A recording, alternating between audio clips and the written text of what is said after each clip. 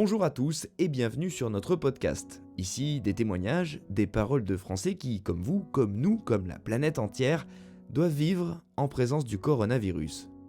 Confinés chez soi ou mobilisés pour servir, chacun vit ce moment d'histoire à sa manière. Aujourd'hui, vous allez entendre un chauffeur routier. Chaque jour, lui et ses confrères continuent de livrer nos magasins, nos hôpitaux, les entreprises encore en activité. Face à la crise, leur situation s'est dégradée, grandement. Très exposés au virus, fragilisés dans leur quotidien par la fermeture des lieux de restauration, l'absence de services, ils continuent leur mission dans l'indifférence, la déconsidération ou le rejet. Pourtant, ils roulent pour nous. Je m'appelle Pierre, je suis chauffeur routier depuis 24 ans maintenant. Je travaille dans une grosse société où on est 600 chauffeurs. Et je m'en vais sur Bordeaux ravitailler une centrale d'achat sur Bordeaux. Donc voilà, donc je suis sur l'autoroute et il y a, à part des camions, il n'y a personne d'autre, quoi, pas grand monde. Depuis le confinement, avec la fermeture des restaurants, des hôtels peut-être, comment vous faites concrètement au quotidien pour faire votre travail? Comment on fait très simplement. On fait article 22, débrouille-toi comme tu peux. Ça veut dire quoi? Ça veut dire que dimanche matin, je suis parti à la grande surface chercher des boîtes de conserve.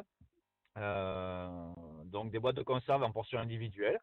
Prendre une casserole à la maison, prendre une fourchette, un couteau, une petite cuillère, acheter des desserts qui se conservent, c'est-à-dire des crèmes desserts, des salades de fruits, des trucs comme ça, et on se nourrit comme ça, parce que on trouve plus rien pour manger. Voilà. Donc manger, c'est fou, mais pour vous aujourd'hui, c'est compliqué au quotidien. Et pour vous laver, par exemple, vous faites comment? Et bien la toilette, et bien on achète des lingettes bébés, on prend des bouteilles d'eau, puis on se lave comme on peut. Voilà, ça c'est notre vie à l'heure actuelle. Et quand vous partez sur la route, vous partez combien de temps? Eh ben, c'est simple, là je suis parti lundi matin à 1h du matin et je vais rentrer ce soir à 20h chez moi. Donc combien de jours? 5 jours. Et vous vous êtes pas lavé depuis 5 jours donc. Alors pas lavé, c'est un bien grand mot aussi. J'ai fait l'essentiel avec de la lingette bébé et une bouteille d'eau. Voilà, on fait l'essentiel. On se contente de faire l'essentiel. Et concrètement, aujourd'hui, comment vous vivez cette situation? Parce que nous, on a besoin de vous, on a besoin des routiers pour alimenter les magasins, pour nous permettre de faire nos courses, pour nous permettre de manger. Comment est-ce que vous vivez ça? On le vit comment? Ah ben, aujourd'hui on le vit mal parce qu'on est mal considéré. On est traité comme des pestiférés, encore même des pestiférés. Je pense qu'on les mettait dans les hôpitaux. Nous, on nous met même pas dans les hôpitaux. On nous laisse. Je vais pas dire qu'on nous laisse crever sur le bord de la route, mais c'est presque le cas. Pestiféré, le mot est fort quand même. Pourquoi vous dites ça? Pourquoi? Ben, c'est très simple. Vous arrivez dans une société, vous demandez d'aller aux toilettes, on vous refuse l'accès aux toilettes parce que vous êtes chauffeur routier. Vous voulez boire un café, sur la machine à café, il y a marqué strictement interdit aux chauffeurs. Vous voulez prendre une douche, ah ben non, vous êtes chauffeur routier, vous ne douchez pas. Donc voilà. Euh, c'est tout. C'est pas plus compliqué que ça. À croire qu'on l'a sur nous et qu'on le transmet. Alors bien sûr, je pense qu'aujourd'hui, 90% des chauffeurs routiers en France, et quand je dis 90% des routiers, je suis peut-être gentil, euh, ont, ont ou sont porteurs du virus. On est sur des réseaux sociaux, on est tous branchés, on est tous branchés sur les mêmes réseaux sociaux, sur certaines pages Facebook. On a des collègues qui sont mis en quarantaine. Voilà. Eh ben, je suis en quarantaine. Fini pour moi. Fini la journée. J'arrête ce soir, je suis en quarantaine. Et c'est tous les jours. Tous les jours. Tous les jours. Alors moi, je ne fais pas encore partie de cela. Et est-ce que lundi, j'en ferai pas partie? Je ne sais pas. Je suis pas sûr que dans tous les chauffeurs routiers, tout le monde s'en sorte. Il y a certainement des chauffeurs routiers qui vont perdre la vie. Et là, ça me désole. Mais expliquez-moi pourquoi, du coup, 90% de vos collègues, et peut-être même vous-même, vous seriez contaminés. On est en contact tous les jours avec des gens. On est en contact avec les chargeurs, on est en contact avec les autres chauffeurs, on est en contact avec les déchargeurs. On est confiné quand vous arrivez dans une société pour vider votre camion ou pour charger votre camion. Vous arrivez dans un sas. Il y a des sociétés à l'heure actuelle où dans un sas qui fait 15 mètres carrés, vous êtes 20 personnes. 20 personnes dans 15 mètres carrés. Les uns sur les autres. Le premier qui tousse a perdu. Hein. Ah, le premier qui tousse, il est mort. Voilà. En clair, c'est ça.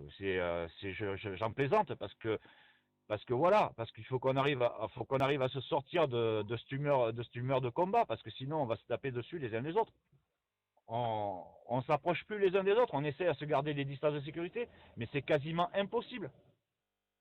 On a juste une solution gel hydroalcoolique dans le camion pour pouvoir se laver les mains et se désinfecter. On n'a plus de douche, on n'a plus de WC, on n'a plus de quoi s'alimenter. Si l'épidémie, comme ils disent, elle continue à augmenter, elle continue à attaquer les gens comme elle les attaque, un jour ou l'autre, le peu de chauffeur qui restera, il ne pourra même pas rouler parce qu'il sera malade. Le problème, c'est comme les infirmiers. Si les infirmiers et les médecins sont malades dans les hôpitaux, qui va soigner les malades? On ne sait pas trop. Mais si les chauffeurs routiers sont malades, qui va alimenter en médicaments et les grandes surfaces? Eh bien, je ne sais pas si quelqu'un s'est posé la question. Et vous pensez que ça va arriver? Non, je pense que ça va arriver. Je vais dire que je vais rester optimiste dans le problème. J'espère que non. J'espère qu'on sera encore assez nombreux, et j'espère faire partie encore de cela et de ne pas tomber malade, de pouvoir rouler. Alors justement, d'un point de vue personnel, comment vous vivez le fait de devoir continuer votre métier,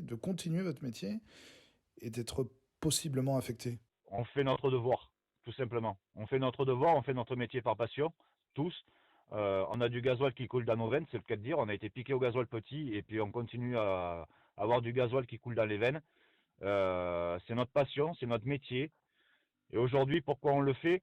On va employer le terme qu'a employé notre président. On fait notre devoir de guerre. Voilà, c'est tout. Ça s'arrête à ça. On permet à la population de pouvoir se soigner. On permet à la population de pouvoir s'alimenter à notre détriment.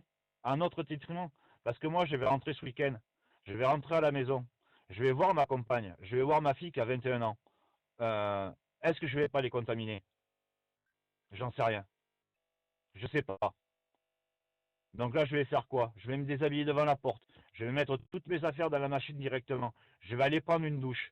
Mais est-ce que la douche va suffire à me décontaminer? Je ne sais pas. Donc à partir de là, oui, je mets ma famille en danger. Le 19 mars 2020, le ministre chargé des Transports, Jean-Baptiste Djebbari, n'a pas annoncé d'aide pour les chauffeurs routiers. Mais il a déclaré sur France 2 que quasiment 100% des stations-service venaient de rouvrir et que la majorité des douches étaient à nouveau accessibles. L'entretien que vous venez d'entendre a été enregistré le 21 mars, 2 jours après cette annonce. Pour soutenir notre série, pour faire entendre la parole des Français dans ce contexte exceptionnel, n'hésitez pas à commenter les épisodes et à les noter sur votre plateforme. Faites tourner ces paroles, partagez-les, tous nos témoins sont heureux de se savoir écoutés.